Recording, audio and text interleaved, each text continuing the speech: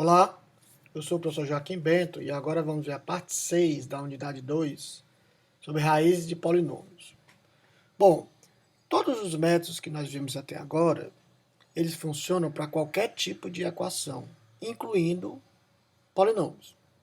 Mas os polinômios são equações muito comuns, que aparecem bastante. Então, nós podemos explorar algumas características particulares dos polinômios. Então, essa unidade funciona somente para polinômios.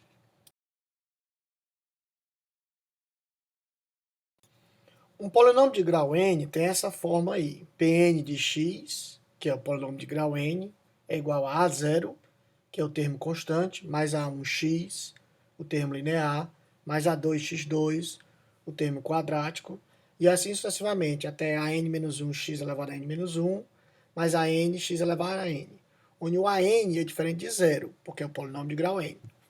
Por exemplo, o P3 de x, esse exemplo, 7x3 mais 2x2 menos x menos 9, o A3 é igual a 7, o A2 é igual a 2, o A1 é igual a menos 1 e o A0 é igual a menos 9.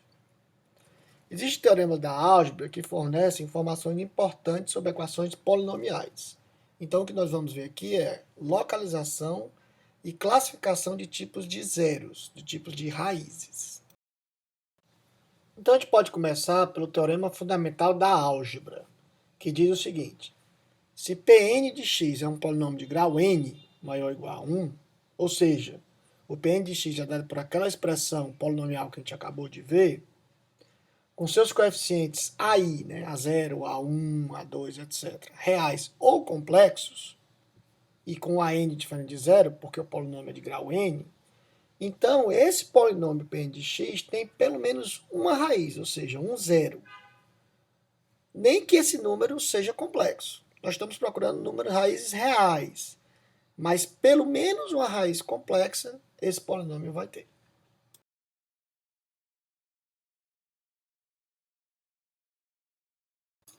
Então, o que nós vamos ver são métodos, são teoremas de localização de raízes, que fornecem informações adicionais ou que ajudam no isolamento das raízes que a gente viu anteriormente. Lembrando que o isolamento pode ser usado aqui também. O primeiro método é a regra de sinal de Descartes. Descartes é um famoso matemático que ele ajuda a determinar o número de raízes de zeros reais com coeficientes reais, que é o que a gente está mais interessado. Então ela diz o seguinte: dado um polinômio com coeficientes reais, o número de zeros reais positivos, P, desse polinômio não excede o número V de variações de sinal dos coeficientes. Além disso, V menos P é inteiro, par e não negativo. Através de um exemplo fica mais fácil a gente entender. Suponha esse polinômio de grau 5. Então você tem um sinal positivo antes do x5, negativo antes do x4, negativo antes do x3, positivo antes do x, positivo antes do 1. Então, se você olhar bem, você tem uma variação do positivo para o negativo entre o x5 e o x4, e uma variação negativo para positivo entre o x3 e o x. Então você tem duas variações. Ora, se o V menos P é inteiro e par, ele pode ser igual a zero. Então, no caso, eu tenho P igual a 2, que é como seriam duas raízes positivas. Ele pode ser igual a 2, ou seja, eu tenho P igual a zero, ou seja, eu não tenho nenhuma raiz positiva. Mas ele não pode ser igual a 4, 6, 8, etc., porque o P seria negativo. Então, nesse caso, eu tenho ou duas ou nenhuma raiz real positiva. Outros exemplos, para esse P3, você tem três variações. Então, se eu considerar V menos P igual a zero, o P igual a 3, ou seja, eu teria três raízes reais positivas. V menos P igual a 2, eu teria P igual a 1, ou seja, uma raiz real positiva. Mas eu não posso ter igual a 4, 6, 8 pelos mesmos motivos, que o P seria negativo e não cabe. Olha esse P7 aqui, que é bem interessante. Eu não tenho nenhuma variação. V igual a zero. Então, como o V menos P tem que ser positivo, pai positivo, o P obrigatoriamente tem que ser igual a zero. Ou seja, eu tenho um polinômio de grau 7, ou seja, teoricamente com 7 raízes, mas eu não tenho nenhuma raiz real positiva. Então as raízes seriam como? Ou raízes reais negativas ou números complexos. Bom, para se determinar o número de raízes negativas n, você toma Pn de menos x e usa a mesma regra para as raízes positivas. Cuidado, não é trocar o sinal dos coeficientes, é aplicar o menos x no polinômio. Por exemplo, suponha esse P5 aí mostrado. Se eu aplicar o menos x, vai ficar menos 2x à quinta,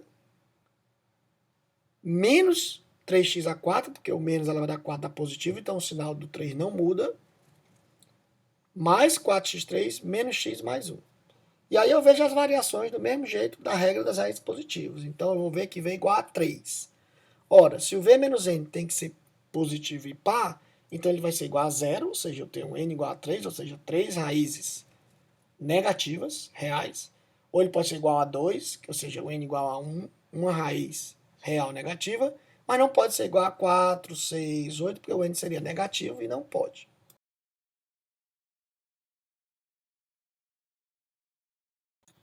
Para aqueles outros dois exemplos anteriormente mostrados, se eu aplicar o P3 a menos x, vai dar essa expressão onde você vai ver que você não tem nenhuma variação de sinal, ou seja, para esse caso você não tem nenhuma raiz real negativa, e para o P7 você vai ver que vai ficar menos x a 7 mais 1, ou seja, você tem uma raiz, uma variação, ou seja, você tem uma raiz real negativa, n igual a 1. Ou seja, no caso do P7, que você tem, teoricamente, 7 raízes, você viu que tem nenhuma raiz real positiva e uma raiz real negativa. E as outras 6 raízes, o que, que são? As outras 6 raízes são 3 raízes complexas conjugadas. Então, se eu estou procurando uma raiz real, eu já sei por esse teorema que eu vou ter somente uma raiz real negativa para procurar. Então, veja que esse teorema ele ajuda a você saber quantas raízes reais positivas e negativas eu tenho no meu polinômio. Uma outra situação muito comum é eu querer saber o número de raízes reais que são maiores do que um determinado valor. Por exemplo, um alfa. Então existe esse outro teorema que, dado um determinado polinômio Pn de x de grau n, se desenvolver por série de Taylor em torno do ponto x igual a alfa, fica essa expressão que você está vendo aí. Pn de alfa mais Pn' de alfa x menos alfa, etc. Se você fizer x menos alfa igual a y, uma mudança de variáveis, encontrando o número de raízes reais para Pn de y igual a zero, que são maiores do que zero, você estará encontrando o número de raízes reais de Pn de x que são maiores do que alfa, que é o que você está interessado. E você pode usar esse resultado juntamente com a regra do sinal de Descartes, que a gente acabou de ver, para analisar as raízes do polinômio. Então, esse tipo de método ele é interessante para eu achar o número de raízes reais de Pn de x igual a zero, que são maiores do que um valor alfa.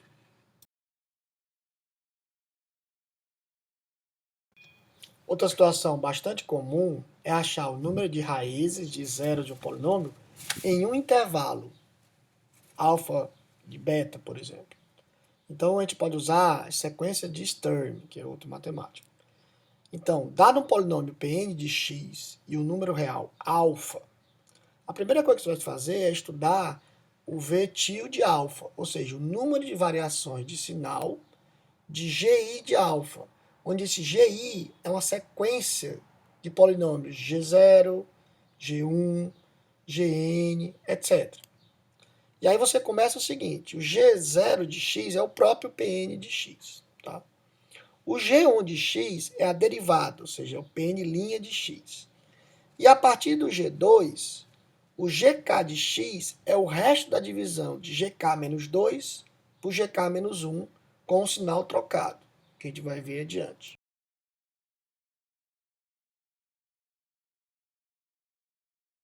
Então vamos pegar esse exemplo para ficar mais claro. Suponha o P3 de x igual a x3 mais x2 menos x mais 1. Tá? O G0 de x é o próprio P3, como foi falado. O G1 de x é a derivada, ou seja, 3x2 mais 2x menos 1.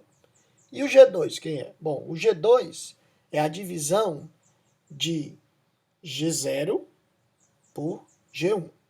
Divisão de polinômios é simples. É praticamente igual à divisão de reais. Então você vai ver que o que você tem que fazer é primeiro achar o termo que multiplicando o divisor vai zerar, por exemplo, o x3.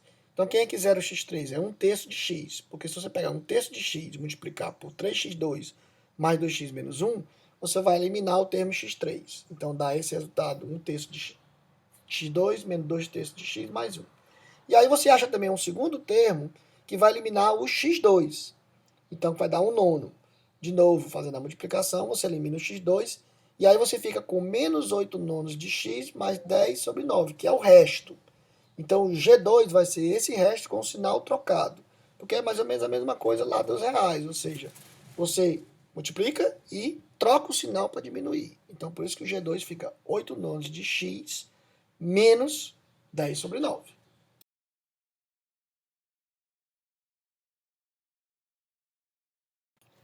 Então você já tem o G0, o G1 e o G2. Para achar o G3, mesma coisa. Você vai dividir quem? O G1 pelo G2. E aí você vai usar a mesma ideia, ou seja, você vai achar os termos, que vai multiplicando e vai eliminando o x2, depois elimina o x, até achar um resto. Então esse resto vai ser 99 sobre 16. E aí o G3 vai ser menos 99 sobre 16, porque troca o sinal pelas razões que eu já expliquei. Então você achou o G3. Bom, como o G3 já é uma constante, você não faz mais divisões, né? Então você tem a sequência de GIs, que é G0, G1, G2, G3, e aí você pode achar o vetil de alfa. Então no caso, por exemplo, se o alfa for igual a 2, você pega e aplica ao G0, dá 11, maior que 0. Aplica ao G1, dá 15, maior que 0. Aplica ao G2, dá 2/3, maior que 0. E o G3, com a própria constante, é menos 99 sobre 16, dá menor do que 0. Então, eu só tenho uma variação de sinal, ou seja, do G2 para o G3. Então, o vetil de alfa, ou seja, o vetil de 2 é igual a 1.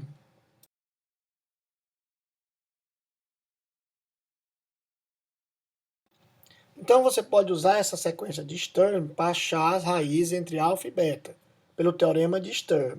Ou seja, se o Pn de alfa for diferente de 0 e o Pn de beta também for diferente de 0, então o número de raízes distintas, Pn de x igual a 0, no intervalo entre alfa e beta, é o vetil de alfa, ou seja, a variação de alfa, menos o vetil de beta, a variação de beta. Ou seja, naquele mesmo polinômio P3 de x que a gente achou, ou seja, a gente achou G0, G1, G2 e G3, a gente já viu que a variação para alfa igual a 2 é 1. Você pode fazer a mesma coisa para o beta, aplicando o beta igual a 3. Você vai ver que também tem só uma variação, ou seja, o vetil de beta, que é o vetil de 3, é 1.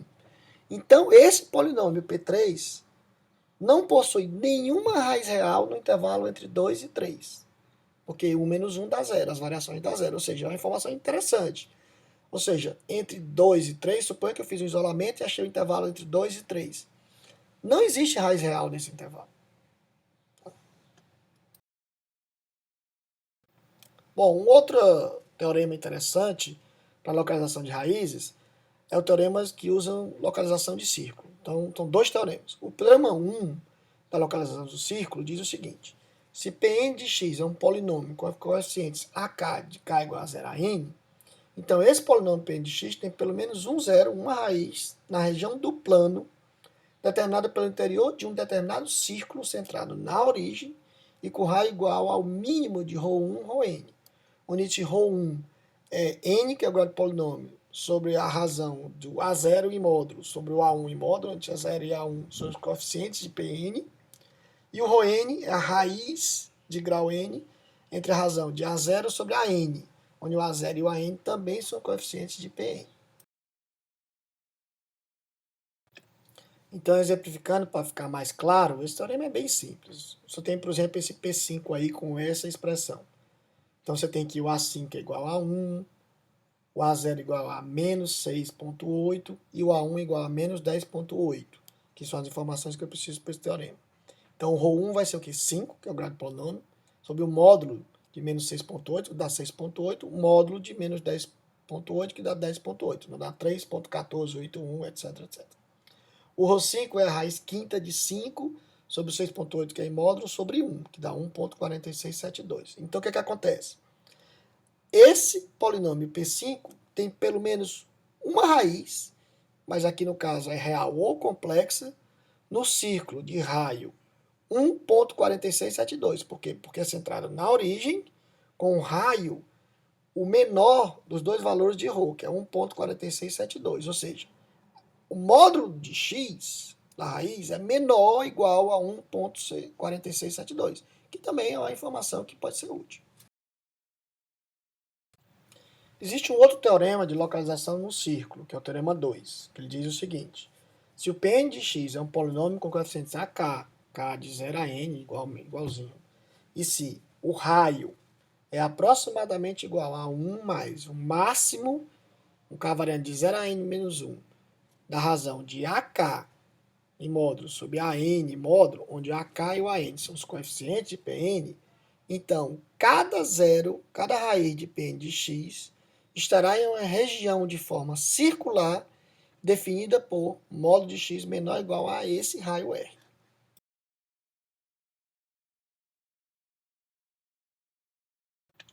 Bom, exemplificando por esse polinômio P3 mostrado aí, você tem os coeficientes do polinômio A3 igual a 1, A2 igual a menos 1, A1 igual a 1 e o A0 igual a menos 1. Então você calcula todas as razões, ou seja, módulo de A0 sobre módulo de A3, que dá 1, módulo de A1 sobre módulo de A3, que dá 1, módulo de A2 sobre módulo de A3, que dá 1. Nesse caso aqui, todos deram iguais, mas obviamente podem ser diferentes. Então você pega o máximo de AK sobre A3, que aqui no caso dá 1. Então o raio vai ser aproximadamente igual a 1 mais 1, como diz o teorema, que é igual a 2. Então todos os zeros, todas as raízes de P3 se encontram num disco centrado na origem com raio igual a 2, como mostra essa figura. Nesse caso aí, P3 tem 3 raízes, então uma raiz x1 é igual a 1, a outra é o complexo conjugado, ou seja, o x2 é i e o x3 é igual a menos i. Então é mais um teorema que dá uma informação. Ou seja, esses teoremas, esses métodos de Descartes, de Sturm, de Taylor, do círculo, são informações que ajudam na localização das raízes. Você é obrigado a usar todos? Não. Você pode escolher os que são mais apropriados, você pode escolher os que dependem da situação, e essas informações ajudam, inclusive, a você melhorar o isolamento, ou seja, a estudar melhor o isolamento. São informações que ajudam nessa localização de raízes. Bom, após a localização das raízes, o próximo passo é a determinação das raízes. No caso, nós estamos interessados nas raízes reais. É a mesma coisa do refinamento. Aqui está sendo chamado por determinação das raízes, mas é o refinamento como a gente já vinha estudando anteriormente. Você pode aplicar qualquer um dos métodos que a gente estudou anteriormente para a determinação das raízes reais. Mas a ideia é buscar uma maneira eficiente para calcular o valor numérico de um polinômio, ou seja, utilizar o fato de ser um polinômio para fazer um cálculo melhor.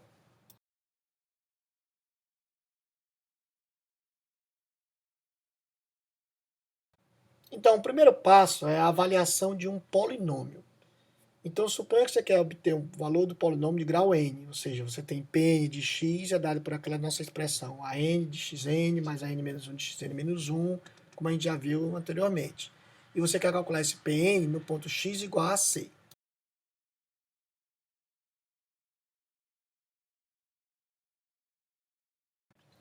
Então, para calcular o Pn no x igual a c, basta substituir o x por c na expressão do Pn. Então, Pn de c vai ficar a n, c igual a elevado a n, mais a n menos 1, c elevado a n menos 1, e assim sucessivamente.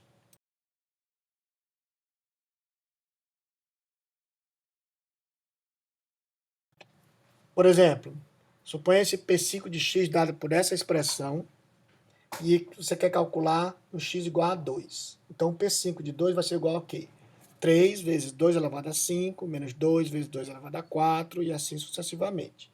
Ou seja, você vai precisar de 5 mais 4 mais 3 mais 2 mais 1, ou seja, 15 multiplicações e 5 adições. Por quê? Veja bem, veja o primeiro termo. Você vai ter 2 elevado a 5, vai ser 2 vezes 2 vezes 2 vezes 2 vezes 2, ou seja, 4 multiplicações, mais a multiplicação de 3 vezes 2 elevado a 5, ou seja, dá 5. E assim sucessivamente. Para 2 vezes 2 elevado a 4, etc. Adições, você vai ter esse primeiro termo menos o segundo, mais o terceiro, mais o quarto, ou seja, você vai ter 5 adições.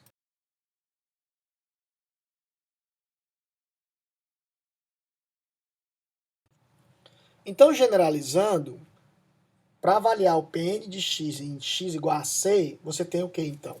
N mais n menos 1 mais n menos 2 mais pontinho, pontinho, pontinho, mais 2 mais uma multiplicações, ou seja, isso é uma série que fica n, que multiplica n mais 1 sobre duas multiplicações.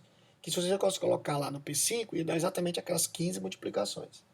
Adições, você tem 1 mais pontinho, mais 1, n vezes, ou seja, você tem n adições. Se você fosse colocar também lá na P5, você teria 5 adições.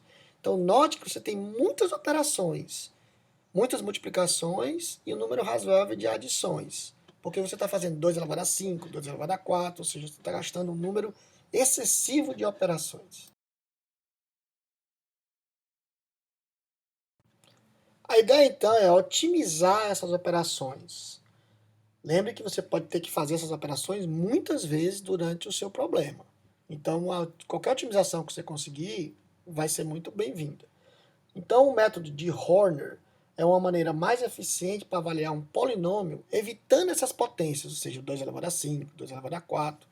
E, basicamente, a ideia é fazer aquela ideia dos parênteses encaixados, ou seja, você tem um Pn, que é dado por an, xn, mais an menos 1, xn menos 1, etc., e você vai colocando x em evidência, ou seja, na primeira linha, você vai ter a n, xn menos 1, a n menos 1, xn menos 2, que multiplica x, mais o a zero que fica de fora.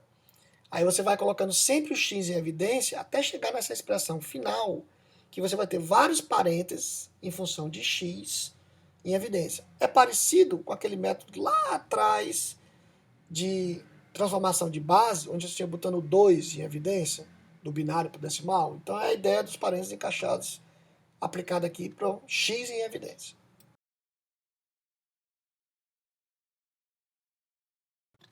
Então, fazendo isso, você vai precisar então apenas de n multiplicações e n adições para avaliar o polinômio de grau n, ou seja, essa forma dos parênteses encaixados.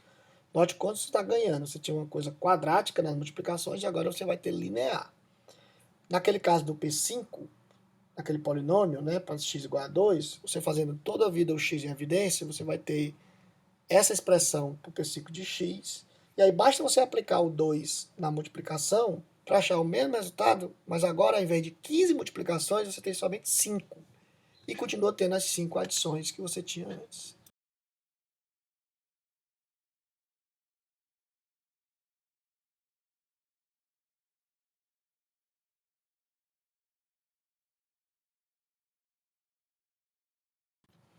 E o mais interessante é que o método de Horner, você pode criar uma ideia algorítmica para esse cálculo. Então, suponha, por exemplo, n igual a 4, e depois a gente generaliza, o P4 de x, colocando o x em evidência, vai dar essa expressão aí, com o x, os parênteses encaixados.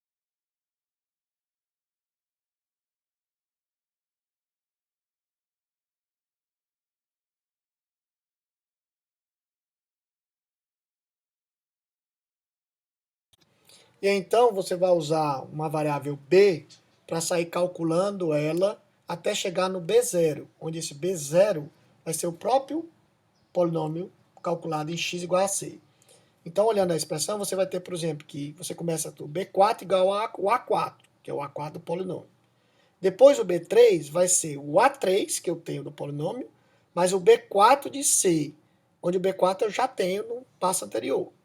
O B2 vai ser o A2, que é o A2 do polinômio, mais o B3, que eu calculei no passo anterior, vezes C. Olhando por essas expressões, você vai ver claramente essa é a evolução. Aí calcula o B1 até chegar no B0. Então você vai vendo que o cálculo é incremental. E aí você pode generalizar. Então, na verdade, no caso geral, você vai calculando o BJ para o J de N, N-1, etc., até zero, como o BN é igual a N, né, no caso lá o B4 é igual a 4, e o BJ é igual ao AJ mais o BJ mais 1 multiplica C, onde o J vai de N-1, N-2 até zero. E esse B0, quando chegar no final, vai ser exatamente o valor do polinômio Pn de x para o x igual a c que eu quero calcular. Então você pode implementar facilmente esse algoritmo, esse método de Horner.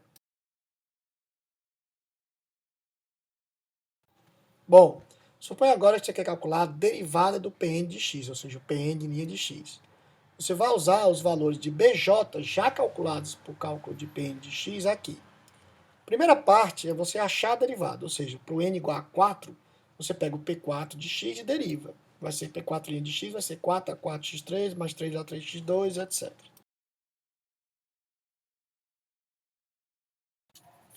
Mas a gente já sabe lá do cálculo do Pn de x que o B4 é igual a 4, o B3 é igual a 3 mais B4c, etc. Com isso, a gente acha o valor de A4 em função de B. A4 igual a B4, A3 igual a B3 menos B4c, A2 é B2 menos B3c e assim sucessivamente. E aí você joga esses valores calculados em função de A na derivada. Ou seja, o P4' em x igual a c vai dar essa expressão B4C3 mais B3C2, etc. E aí você usa o mesmo método anterior, usando uma variável C agora, ou seja, o C4 igual a B4, C3 igual a B3 mais C4C, etc., até chegar no C1, porque agora você está na derivada. Então a derivada pelinha de C, ou seja, a derivada de x igual a C, vai ser igual a esse C1. No caso geral, né, se você fosse implementar isso, você vai calcular os CJs com J da N, N-1, etc. até 1, agora não vai até 0, onde o CN igual a BN e o CJ igual a BJ mais CJ mais 1 multiplica C, com J de N-1 a 1. E o C1 é que vai ser o valor da derivada para o x igual a C. Ou seja, eu uso os Bs que eu já calculei para o cálculo do Pn de x para calcular a derivada Pn' de x. Então, como eu tenho agora uma maneira otimizada de calcular o Pn de x e o Pn' de x, um método interessante para calcular raiz de polinômios é usar o método de Newton. Então, o método de Newton para zero de polinômios é dado o seguinte. Então, suponha que eu tenho o Pn de x dado pela expressão de Pn e o x0 uma aproximação inicial, um chute inicial. Então, o método de Newton para polinômios é o mesmo método que a gente já estudou, que é aproximar o que se, só que agora, a partir da interação xk mais 1 igual a xk menos o p de xk sobre p' de xk. Ou seja, ao invés de substituir no f de x, você vai usar esses métodos mais otimizados para calcular tanto o p de x como o p' de x. Note que o método de calcular o p de x e o p de x para polinômios pode ser usado para outras aplicações, não só para achar raízes. São maneiras otimizadas de calcular esses valores. Bom, o algoritmo ele é simples também, né? Aqui é só uma ideia do pseudocódigo, como tem no livro.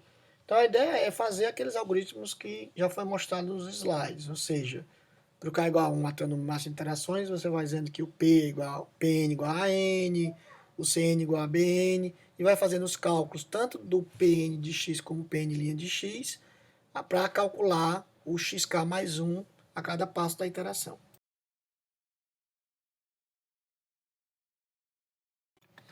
Então vamos fazer aqui um exemplo completo, usando tanto o que a gente viu de localização de raízes, como determinação de raízes.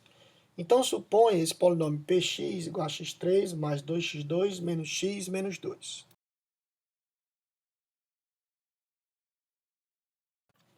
Usando a regra de sinal de Descartes, você vai ver que nesse p de x você tem v igual a 1, ou seja, uma variação, então você tem p igual a 1, ou seja, uma raiz positiva. Se você aplicar o p de menos x, você vai ter duas variações de sinal, ou seja, n igual a 2 ou n igual a 0, ou seja, você tem o zero ou duas raízes negativas. Lembrando que como eu tenho x3, eu tenho três raízes. Então eu já tenho informações que vão me ajudar nesse sentido.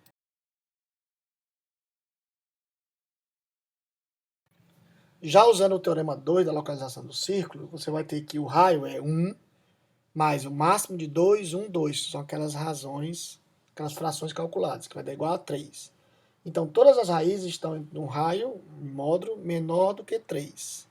Tá? Então, é outra informação a mais que eu tenho para que eu possa localizar as minhas raízes. Veja que eu não usei todas as ideias dos teoremas de localização de raiz, eu usei só algumas que me foram úteis. Bom, e aí, para calcular a raiz, ou seja, nós já sabemos que tem uma raiz positiva entre 0 e 3, pelo teorema lá do círculo. E aí, se você executar o método de Newton, usando aquele método de Horner otimizado, você vai ver que para polinômios, para uma aproximação inicial x igual a 2, a raiz vai valer 1. Agora, e se a gente quiser saber as outras raízes, as outras duas raízes, se elas são reais ou não?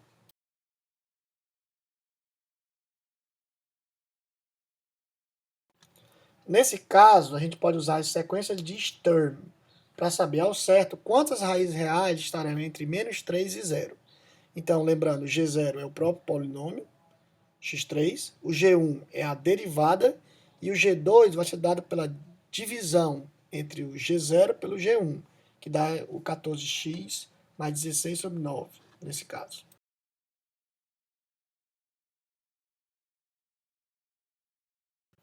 Continuando nas sequências de Sturm, o G3 vai ser dado, então, pelo G1 dividido pelo G2, que vai dar igual a 81 sobre 49. Então, com isso, você tem toda a sequência, G0, G1, G2 e G3. Então, se você quer analisar as raízes entre menos 3 e 0, você vai aplicar o G0, G1, G2, G3 é menos 3, vai ver as variações de sinais, e no 0, e também as variações de sinais. Você vai ver que o vetil de menos 3, as variações de menos 3 são 3, e o vetil de 0, a variação do 0 é 1. Então, você vai ter duas variações de menos 3 e 0. Note que, por que eu estou usando entre menos 3 e 0?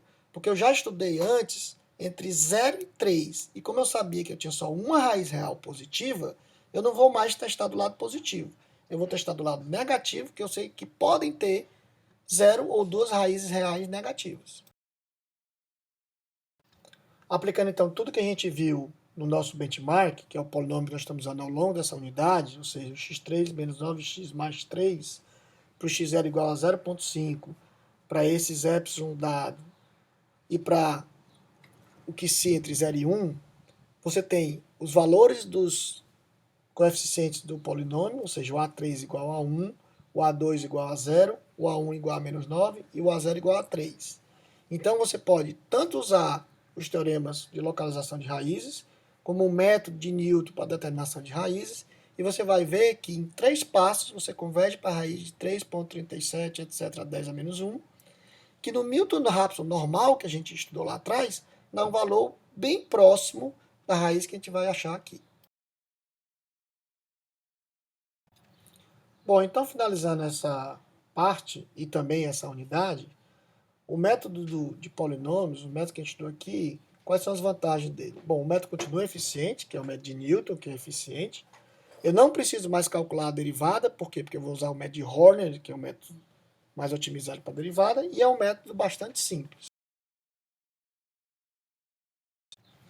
Como desvantagem, como ele é um método de Newton, a convergência também não é assegurada. Ele faz um pouco mais de cálculo do que o Newton normal, dependendo do caso, porque você tem aquele algoritmo que você tem que calcular.